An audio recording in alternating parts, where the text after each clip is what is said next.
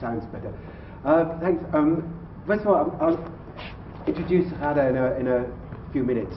We have had her here before because she's a long-time campaigner, and we had a tour, I've lost track of time, but about 3 years ago, when you came up with Jeff Halpern around the BDS movement. 3 years ago? Was it longer? Something like that. That's when you get older, things run into each other. And she's been campaigning for a long time. But if I could just give you a quick overview. We've had a very, very busy year in West Midlands Palestine Solidarity, and we've actually got to a new level. And in a sense, it was thanks to the Israelis, or I don't think thanks is the right word, but last summer when they went on their murderous bombing campaign in Gaza, we organised the largest demonstration that had ever been here, with support from people like the Stop the War movement and others. But the PSC was in the front leading on the largest. Well over 5,000 people came into the city centre, and we organised that. We organised coaches down to London. I think we ended up with 5 or 6 coaches came from Birmingham. And since then we've also been campaigning around the BDS, the Boycott, Disinvestment and Sanctions campaign, which, if anybody here follows the media and Israel's reaction, they're getting more and more panicky. They've in fact given a job to one of their ministers in the government to combat the BDS, and it's seen as one of the strategic threats to Israel. So it must be having some effect. So much so that what we've heard is that in the free trade agreement that's being negotiated between Europe and America, there's some congressmen and congresspeople in America who are trying to put a clause in saying that if a firm is pressurized to disinvest and not link up with Israel, that would construe a barrier to free trade, and so could be taken to court. And there's numerous examples of that. There's the fact that Tony Blair has just left his role as I put inverted commas, as a so-called peace negotiator, and has become chair, I think it is, of an organisation that's supposed to be for tolerance and against anti-Semitism, but the rumours are that it's backed by people who are trying to say that if you're in favour of a boycott and disinvestment campaign, that it must be that you're anti-Semitic, and that's a lie that it's easy to dismiss, but we have to continually keep on raising it. So we've been campaigning on that. We've had various speakers in public meetings. In fact, if anything, we're doing too much. But if anybody's interested in the money we've spent, we've got a summary of the accounts of the last 10 months on that table, if you're interested. But we have produced a number of banners, done a number of initiatives, and been working. So any help we can get, anybody who can volunteer, because it does tend to be just a few of us who do most of the work. But any help that can come, it's great. If I could just say a couple of things that are going to happen in the near future. There's on the 14th of June in Small Heath Park from 1 o'clock. Sparkbrook Park. Spark Hill Park. So easy to get confused. It's not too far from each other. But anyway, 1 p.m. till 7 p.m. There's another Palestinian Awareness Day, and there'll be a lot of stores there, but we'll have a store there. We're we're supporting the Stop the War conference, which is on what day? Stuart? AGM. The Stop the War AGM. What day is it? On Wednesday, 7:30 in Oh, yeah. We have a speaker from on Syria and Iraq conflict, and also a speaker on Egyptian conflict. Okay, thanks. Then on the 4th of July, we're running a stall at the Moseley Festival, which always goes very well. I think people in Moseley have a lot more money than and then on the 6th of July, there's some of these leaflets, half of it is now gone because we organised, like Naeem said, we helped organise a Freedom Theatre thing, which I'll come back to. But there's about Elbit, which is in Shenstone, just north of Birmingham, where Elbit is an Israeli company that manufactures the engines for the drones that are used around the world. And although they claim it's not, we suspect that they've been supplying the drones that have been killing people in Gaza. And they probably supply machinery to the American drones that kill people in Pakistan. And so there's a national protest against it. Some time ago, some people actually occupied the factory, closed it down for a day, and they weren't able to. They tried to prosecute them and then had to drop the case because the British government didn't want to release information about what Elbit did, which is quite significant. So there's a national protest, and we'll be organising a minibus to go up to it from here. But it's most of the day, isn't it? But if you want information, come along. If you talk to Naeem afterwards and give you your details, then we'll do that. So we've been doing all that. The thing we've just done over the last 3 days is we had the tour of the Freedom Theatre of Jenin, which is a Palestinian political theatre company in the refugee camp in Jenin, whose co-founder was shot dead 4 years ago. But they've carried on campaigning, putting performances on, and they did their first UK tour. If you didn't get to see the play, it's called The Siege, which is based on the siege during the Second Intifada in 2002 of the Church of Nativity in Bethlehem. And it's a very, very powerful play. It's genuinely worth seeing if you haven't seen it, as well as supporting them for political reasons. But if you didn't get a chance to see it, they're on in Nottingham on the 10th and the 11th of June. And if you want to travel to Scotland, they're on in Glasgow a bit later. But anyway. But we organised a social and raised money for them and publicised it, and it was completely sold out for 3 nights running. So that was a great success. So we've been campaigning, we're going to carry on campaigning. The boycott disinvestment campaign is central to what we're doing. We're pushing for the council to not renew the contract with Veolia, if possible to end it, although that's harder to do. But that contract is due to be renewed in 2019. They'll start the procedure in the next few months, because it's a long, huge contract. We'll be campaigning against G4S. We're going to start around Hewlett Packard. We've been leafleting outside Sainsbury to get them to stop stocking settlement goods as a first step, just as the co-op did. So there's plenty of activity to get involved in, and I think it's very important. And if I could quote somebody from the Freedom Theatre, who last night in the question and answers, when there was a point raised about non-violent movements in Palestine against Israeli occupation and oppression, and she made, the director of the play made a very important point, said, yes, you know, we should be supporting non-violent, but non-violent activity against a violent state like Israel requires international solidarity. Otherwise, it gets nowhere, and people will just turn back to violence and so on. So that puts a real responsibility on us to build the boycott disinvestment campaign, which brings me back to Ghada, who's been a staunch campaigner on BDS. We had a national tour, and since then, probably because of the tour, and other factors, the campaign has really, really grown and has been having much more international impact, with the results that the Israeli government is getting very, very scared at the moment.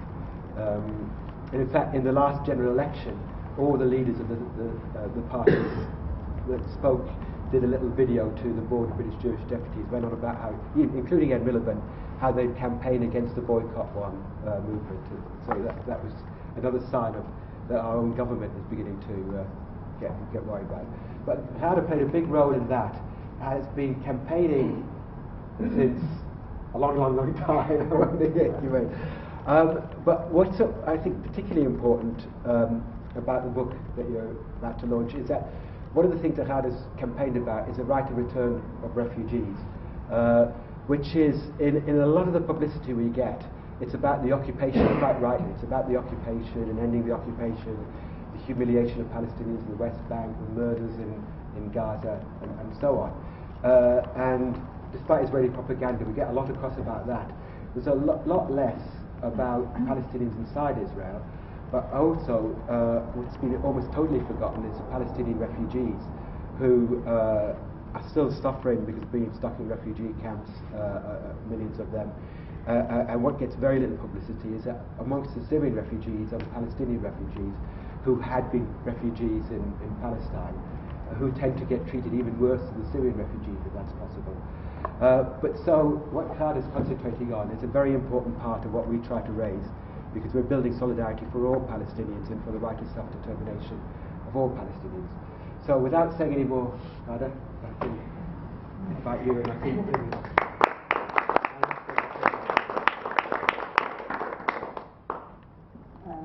you can sit there.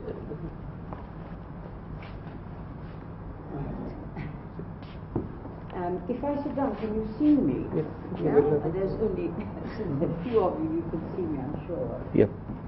Well, thank you very much for inviting me.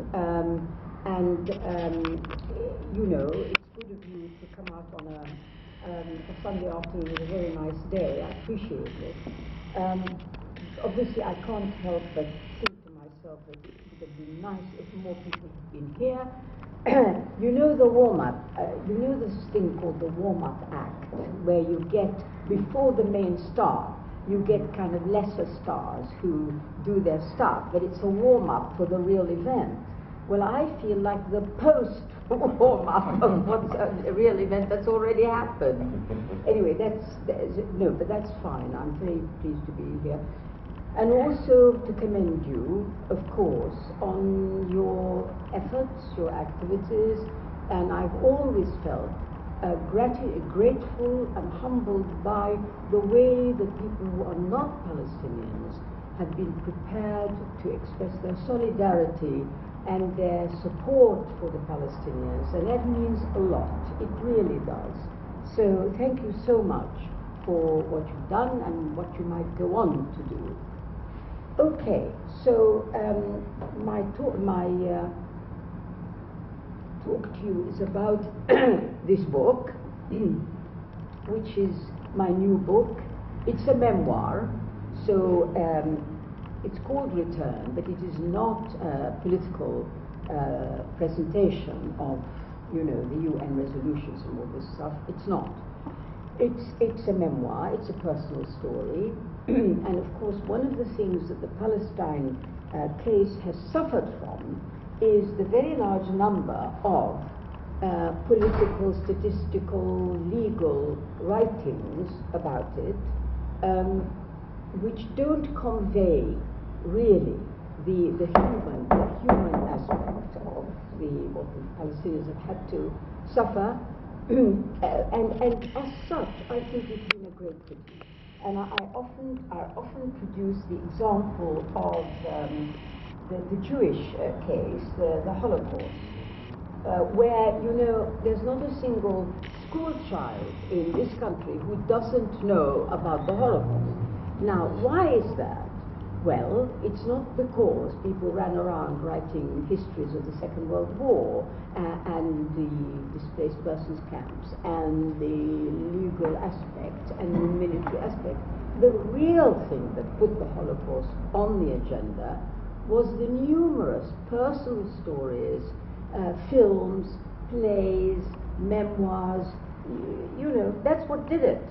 So we, the Palestinians, also have a harrowing story, and we need to get it across.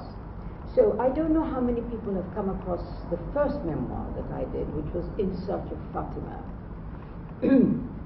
And that book, which I see you've got 2 copies there, but that book talked about my story, our story of my family, and how I was born in Jerusalem, and how our family was forced to leave our house and our homeland in 1948. Now, we ended up in London, and many other people, of course, the rest ended up in all sorts of places, including the camps. And it's an account of that, plus growing up in a society very unlike the one I'd been born into, and how difficult that was. And then, you know, following through, and then when I became an activist, etc. So that's In Search of Fatima. Now, this book, which you might call a kind of volume 2, is quite a different account. It's a different story, because it is set in Ramallah in 2005, and it deals with a period of 3 months, which I spent working for the Palestinian Authority. Now, was it Chris? Is he Chris who was speaking? Yes. As he quite rightly said about the right of return, the book is called Return because it is, in a sense, a meditation on the concept of return, which can be physical, it can be emotional, it can be sentimental, it can be intellectual. Really, it's a concept. And I wanted very much to remind people that the right of return in other words, the dispossession of the Palestinian people, is the basis of the Palestinian cause. That is it. It's not the occupation of 1967, it's not the brutality of Israel to the people who are occupied, it's not the Gaza issue, tragedy, it's not that they aren't important, they are, but the real crime against the Palestinian people is their dispossession, their expulsion, and the refusal of Israel to allow anybody back. That is the fundamental issue. And of course, that is the reason why Israel has fled from dealing with it, has refused to deal with it, because if it were to deal with it, it would undermine the very project they've been trying to support, and it would call into question the very idea of a Jewish state established on someone else's territory and at their expense. So in a way, I very much want to bring people back to the right of return. The refugees, the exiles like me, we suffer from having lost our homes and not being allowed to reclaim them. So, this book, as I say, deals with a very limited period at a particular time, 2005. Not that anything must just change, let me tell you, since the time that I was there. And my experiences working in Ramallah. Now, I was very anxious that the story would come across to the reader as a journey, really, in which the reader would accompany me. And the reader is an English-speaking reader. It's deliberate. So that reader would accompany me and see through my eyes how it was, how the Palestinian Authority was, how Ramallah was, and of course I move around, which the book goes through to Hebron, Jerusalem, Gaza, these places. And I very much sort of wanted to stress that the me you're accompanying is not either somebody from the inside, somebody under occupation, nor is it somebody who is British and observing the scene, like you might say a journalist or a historian. No, the me is somebody who's a mixture of both. And that's why I felt I need to use that. I need to exploit that reality that I'm Arab and not Arab, English and not English, which makes it easier for the English-speaking reader to identify with me, and at the same time to understand that it's not somebody English like them, it's somebody who is also Palestinian. Anyway, that was the thought about this. Now, I wanted to go to the remains of Palestine, and by the way, I have a real thing about people calling the West Bank and Gaza Palestine. It really annoys me, because it's not Palestine. These are Palestinian territories which are occupied. Palestine is the whole country, most of which is now called Israel. So, I'm sure you know what I mean. If you call these remnants Palestine, it creates an idea in the popular mind that is a country. And they say, oh, what's their problem? You know, there's a Palestine, there's an Israel, etc. So I don't use that term at all in that sense. And so when I decided that I would go and do this, and particularly that I would do it working for the Palestinian Authority, what was in my mind was that I wanted to get to the heart of the issue.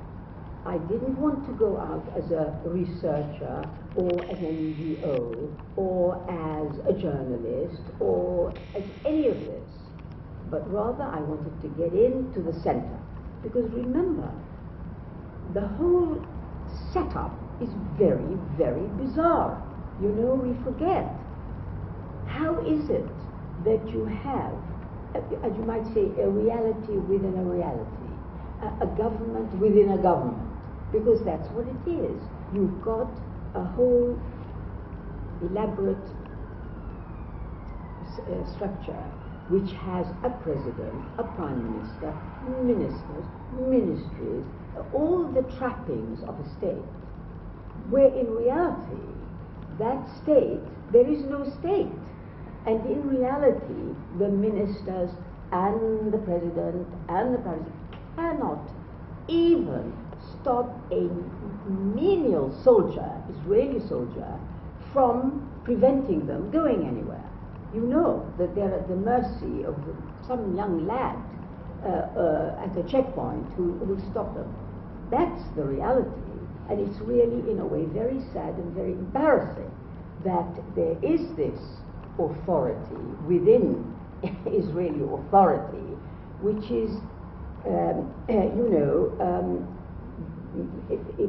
presenting itself as something valid and real. But of course, when I went there and I actually saw what was happening, in a way I could see why. I could see how you can be seduced into thinking that it's true, there is a state. Now, being in Ramallah, which is the sort of headquarters, if you like, of the Palestinian government, the Palestinian Authority, put one directly in touch with the way this sort of thinking goes. Now, Ramallah is in a bubble. So I don't know who's been there of you, who's been out there, but it's absolutely nothing like the other occupied areas. It's restaurants, bistros, cafes. If you live that and you could believe that it was normal life until you try to get out of Ramallah. The moment you decide you're going to go to Jerusalem or wherever, immediately you're up against the reality, which is that the place is caged. It's a prison, like all the other Palestinian areas. Now, when I started work, of course, I was hired by the United Nations, the UNDP, because another thing if you don't know it, you need to know, is the Palestinian Authority and all the people who work for it has no money. So the money that funds people like me and others comes from international agencies, either the UN, USAID, etc., etc. So here I was hired by the UN to be a consultant, an expert, in my case, a consultant to the Ministry of Media and Communications, and to advise on, because of my experience as in PR, as they saw it, to advise them on how you present the Palestinian case to the outside world. And there were people like me all over the ministries, because the UN had this scheme, which I thought was very good, of hiring and recruiting exiled Palestinians as experts to work with the Palestinians, inside. So I went on one of those programs, and I got there not knowing really what to expect, and I had a dreadful shock. I went to the ministry, which was a pretty shabby building, I have to tell you, and I didn't quite know what to expect, but what I found was really not very pleasant. Now, the minister who headed that ministry was a man called Dr. Farid, not his real name, I hasten to add. He's a real person, but I had to avoid embarrassment and immediate accusations of libel. I changed the names. I had a deputy, I didn't know any of this, and the deputy minister, called Dr. Sabah, was the one in charge of the building I was in, the ministry I was in. I didn't know there was another building, another ministry, headed by Dr. Farid. And what I also didn't know was Dr. Sabah and Dr. Farid loathed each other. So, as a result, each one gave out their orders, and the other one gave out their orders, and they might be often contradictory to the hapless staff. But of course I walked into this lion's den completely innocently, thinking, here I am, I'm coming to help. So this first extract I want to share with you. I decided to read a few extracts so you get a flavor of the book, rather than me going on and on about how it was. Now, in this extract, I went to the deputy minister had just returned from some trip or other, and I was invited to meet him. So I thought, oh, this is very good. You know, I will sort of, you know, we'll see. We'll come. Well, I'll talk to him about what I'm supposed to do, all that sort of thing. Well, to my shock and horror, I went into his office, and there were 3 people there, 2 men with beards and worry beads, and some other man lolling about who was the coffee chap, apparently, and nothing at all about no privacy, nothing. Now, the office manager in this ministry was a woman called Esperance. Now, these names, you will get them sometimes with Catholic Palestinians, French, like Violette, Clémence, you know, these sorts of names. Now, this woman was called Esperance. She hated me on sight, it was quite obvious. And she was quite, threw her weight around. It was obviously, thought she was very important, and I disliked her immediately. Anyway, so off I went to see the minister, completely innocently of this thing with Dr. Farid and the 2 ministers. I didn't know anything about it. So I went in, and Dr. Sabah said to me, well now, he continued, pushing his swivel chair back from the desk and crossing his legs. He too had worry beads, which he now started to roll with his fingers.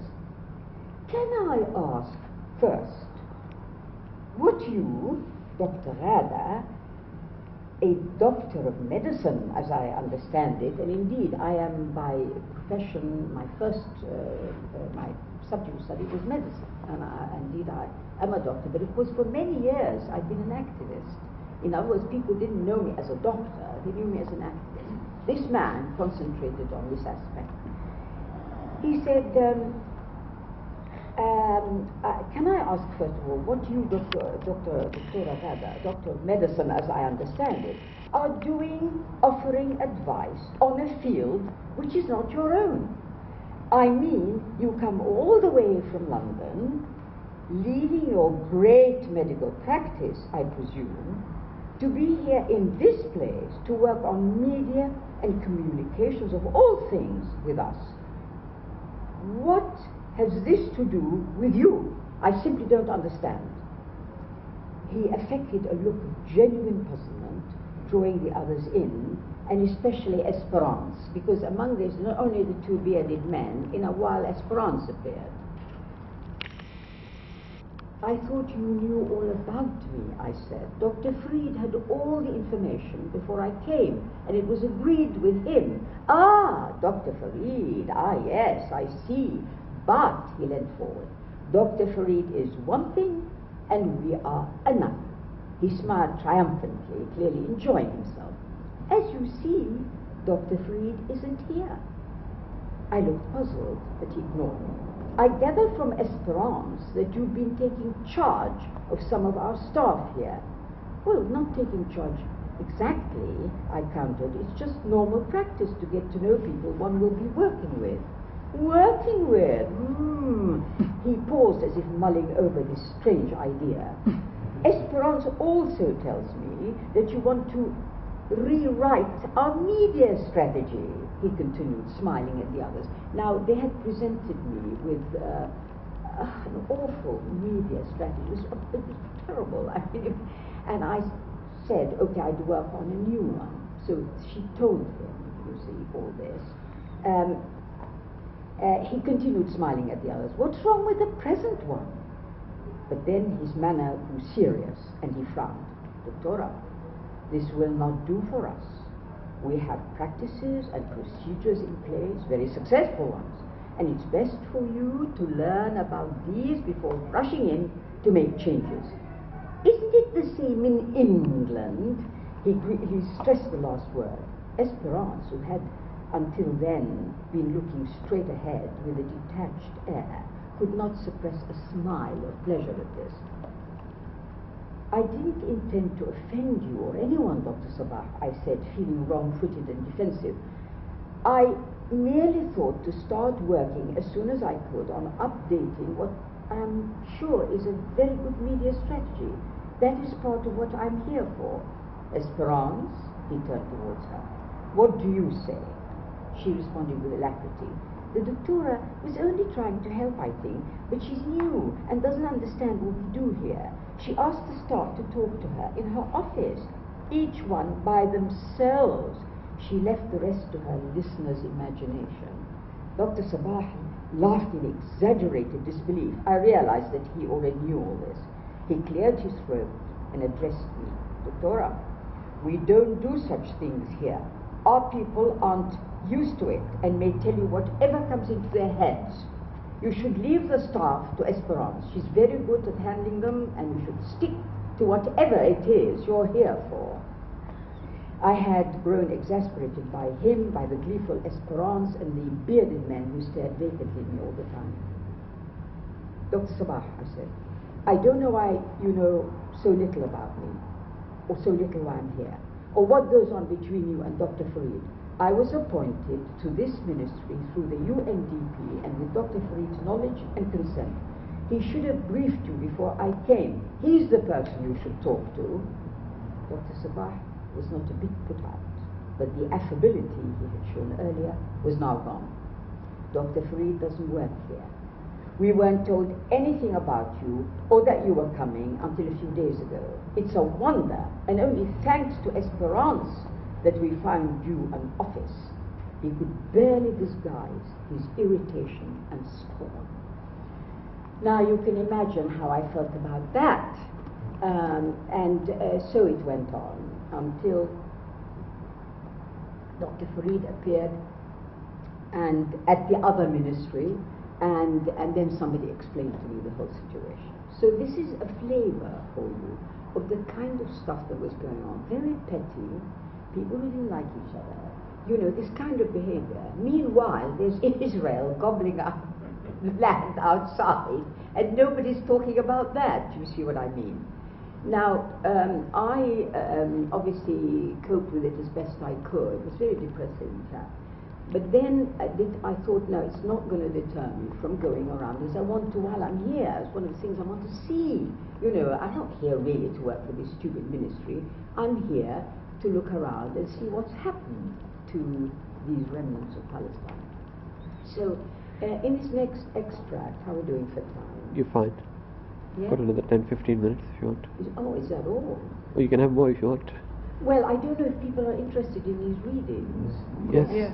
Because it gives you, that's my point, rather than talking about it. Anyway, in this extract, on one of my first trips, there was various activists I got to know, foreign, some Palestinian, but many of them foreign, and very, very good people. And they took me to a demonstration against the wall. Now, I'm sure if you've not seen it, you know all about this terrible wall. But so I went along. It was at Abu Dis. I went along, and you know, I looked at it, and it was fairly horrific. And I sort of went and just stared at it, and I couldn't. I was very disturbed, very disturbed. After all, I didn't know why. After all, Israel's transgressions against the Palestinians were nothing new to me. I had been campaigning against them since 1971 and was familiar with the long catalogue of its attacks and misdemeanors over the years. Surely the wall was but another addition to a long unsavory list, but yet it wasn't. It was in a different league, a symbol of something indefinably cruel, a brutal expression of Israeli entitlement. What else could explain these mighty fortifications, as if wild beasts and ravening wolves roamed the other side and had to be kept out at all costs? And of course, the wall was not everywhere as high as was 25 feet. You know, somewhere other places it's an electrified fence, but fence or wall, you couldn't scale it, you couldn't get across it. And so, you know, it looked like a theft of property, land, but for me, the wall signified much more. for behind its huge bulk was blotted out, and deliberately so, the physical presence, the very thought even of another people who walked and breathed there, as if they had no right even to be alive. Its brazen message to the world was that this country was Israel's, and Israel's alone, to settle, loot, divide, carve up, refashion, rename, and do with whatever it pleased.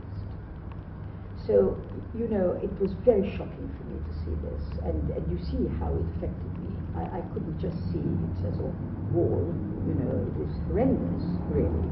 Anyhow, so on I went, taking in other places, etc., etc. And then on one of my trips, I went to Jerusalem. And this was a very strange visit, because now our home used to be in West Jerusalem, in an area called Kotamon. And one day, while I was there, I received a very peculiar email from the New York Times bureau chief in Jerusalem. This man, whom I didn't know, wrote to me. He'd read Sergeant Fatima, to my amazement.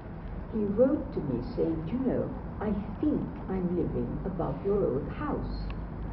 Now, in fact, I will tell you, this New York Times, somebody at some point had built an upper story on us. There weren't these things. There were villas, these Palestinian houses. Ours was a villa.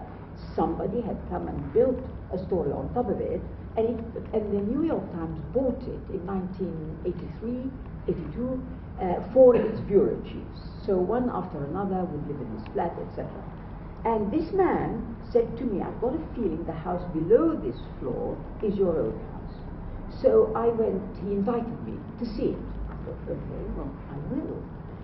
Now here's a man called Stephen Erlanger. I've given him his proper name, I haven't changed it. And I went there with a young Palestinian boy called Rami, who drove me. He was a very nice chap. And there he was. He invited me into the flat, and indeed it was my house. I said to him, you're right, that it is my house. And he said, yes, I thought so, because I read the book, etc. So I said, well, thank you for reading it, but I'm curious as to know why you decided to get in touch. Was it just to confirm your suspicions about the house? No, not just that, he said earnestly. I found parts of the book fascinating, particularly the description of life here in the 1940s. Great stuff.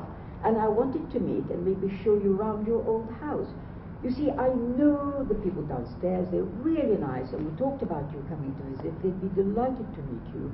I want to take photos of you in the house that you can keep here. And he pointed to a large professional-looking camera on a table in the sitting room. Were you thinking of writing a piece about it for your paper? I asked. He looked taken aback. No.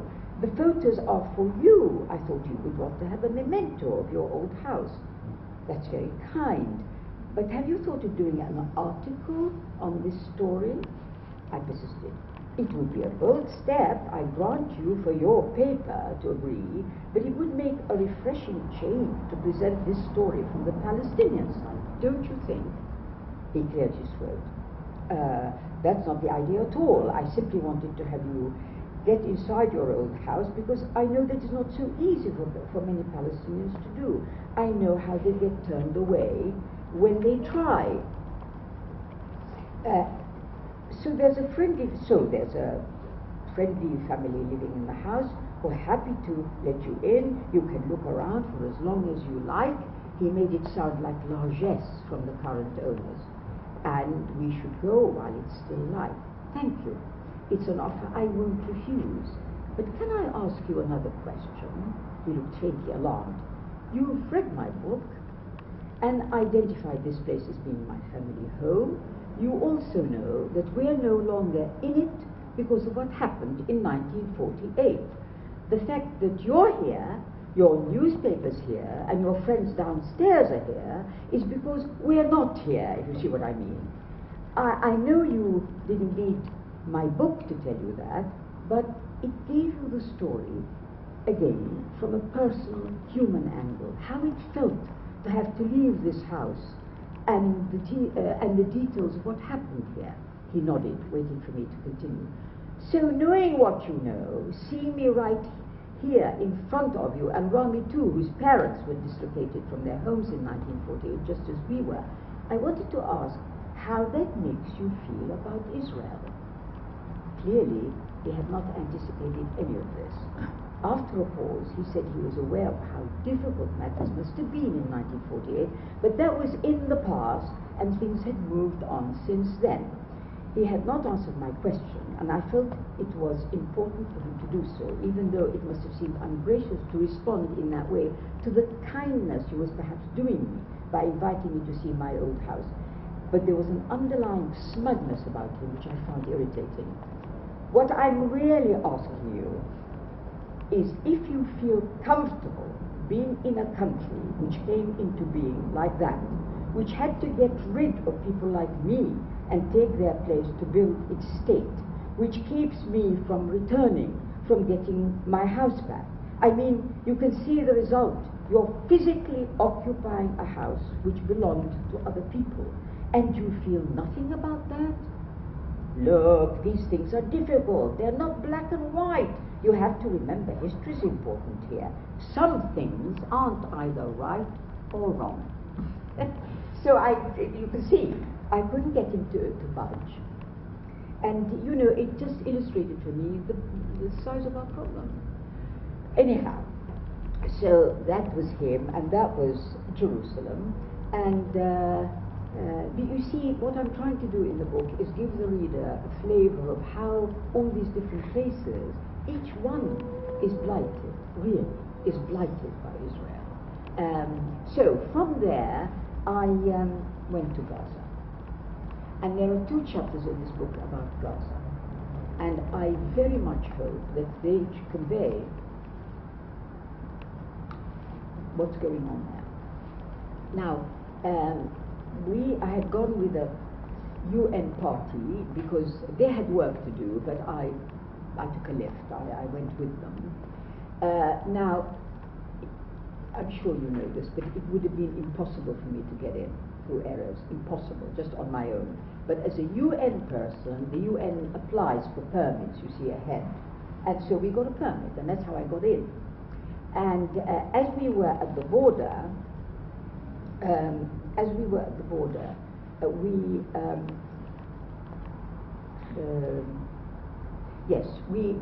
I experienced this business of trying to get in through errors. As a UN party, we were spared the treatment meted out to ordinary Palestinians and other visitors, including journalists. They had to cross errors on foot through a kilometer-long labyrinth of high concrete walls and corrugated metal roof. It was closed at both ends by heavy steel doors. Once through the first door, pedestrians walked along a narrow, dingy tunnel fitted with cameras and punctuated by a series of tall turnstiles that could suddenly lock, trapping the person inside until the soldiers gave the order to open them. In this section of the crossing, no actual soldiers were to be seen. Their presence could only be discerned by the eerie sound of their disembodied voices coming through loudspeakers from somewhere above, giving commands to those inside the passage. People might be told to lay down their bags on the ground, turn slowly around before the cameras, take off their coats or jackets, and the like. I had passed through a similar passageway at the checkpoint outside Bethlehem. It had been the stuff of nightmares, tortuous, poorly lit, and frightening. And I remember wondering how a child would feel trapped in such a place. And, you know, you can imagine. This crossing, though, was much worse. And on that sweltering August day, I could only imagine the horror of the furnace inside the airless tunnels under their oven-hot metal roof. A year before, a Palestinian worker trying to go through the same passageway, crowded with others, had suffocated to death. For these reasons, the Erez checkpoint had a fearsome reputation among Palestinians. So I don't know how many of you have crossed Erez, but it is really dreadful. It's really dreadful. Anyway, so there we are. We struggled on, and and I think is the last. Yeah, I think it's the last. It's fine, dude. But I just don't want to, No, no, you're right. Tedious. Yeah. So anyway, so we got through, and I went to the hotel the UN booked for us, and which was on the coast, right by the sea. But it was so poor. I mean, it was so dilapidated, Gaza. It was so sad, really. Of course the people are wonderful. Of course they are steadfast. Of course they haven't lain down and died. But also at the same time you have to be aware how dreadful it all is. Because I know there's always a risk because people admire the people, so you think, isn't it wonderful, their spirit and so on. Of course it is, but look at the real situation. Anyway, Tariq, now this was a young man, a young Gazan, whom the ministry, because the Ministry of Media has a branch in Gaza, they had appointed this young chap with a car to take me around. He was sort of my driver, and he was really nice. He was called Tariq. He took me for a drive along the seafront. The route was marked by Israeli watchtowers with a clear view of our car. Now remember, this was 2005, just before the disengagement. So the Israeli army was there, and there were these watchtowers everywhere. So the route was marked by Israeli watchtowers with a clear view of our car. But my companion ignored them as if they had been a natural part of the scenery. He stopped at a cafe by the sea, a shabby place with metal tables under faded umbrellas and cracked plastic chairs of various colors and designs. A thin boy who was hanging about under one of the sunshades showed us to a table and took our order for soft drinks, which he brought over in paper cups on an old and stained metal tray. He served Tariq first and then me as an afterthought. I must have looked odd to him, a woman alone with a man, not wearing hijab and looking foreign, though seemingly an Arab. No one but us was about, and for a moment it was peaceful and quiet. I looked out at the glittering azure sea, so calm, so beautiful, its graceful waves as if unaware of a caged, tormented place they touched, gently lapping against the shore in languid succession. The sky overhead was a crystal clear blue as far as the eye could see, and the sandy beach that fell away from the edge of the cafe was pale and smooth, sloping quietly to the water.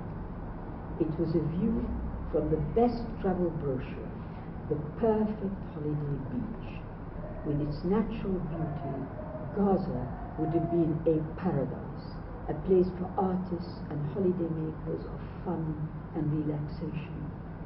Only this was no Riviera, and no one here, except perhaps the settlers, the Israeli settlers, was on holiday. The air had a pungent stench of seaweed mixed with raw sewage discharged from the Jewish settlements onto Gaza and thence into the sea. How can that be allowed to happen? I demanded of Tariq, as if he were to blame. We've got used to it, he said. We can't do anything about it anyway. They won't let us work the sewage plant, so our sewage and theirs just goes on pouring down. Though, to be honest with you, it's the last thing on people's minds, so much else to worry about. And really, that contrast between the natural beauty of Gaza and the Mediterranean Sea, which I hope comes across in this passage, was really heartbreaking. Anyway, there's much more in the Gaza chapter because there's a kidnapping, which one of our party is kidnapped. And, there's a sort of a thing all about that, and so on. Now, there are many more things that I could have shared with you. Our trip to Hebron, for example, which was another nightmare. And really, to be honest, there wasn't a single place in the West Bank, in Gaza, which had not been blighted by Israel. It was really extraordinary. Every place you went to had its own local horror. You know, we went to Qalqilia, for example. I don't know how many of you know about Qalqilia. Oh, it's unbelievable. It's completely encircled by the wall. Only got one exit, through which the Israeli army sometimes open, sometimes close, entirely as they feel like it. Farmers, they still have some land, can't get out to water their crops, to feed their animals. It's all at the whim of the Israeli soldier. And when you're inside Qalqilia, as I went along with a friend who lives opposite in Taibi, which is in Israel, across the Green Line, you see. Qalqilia straddles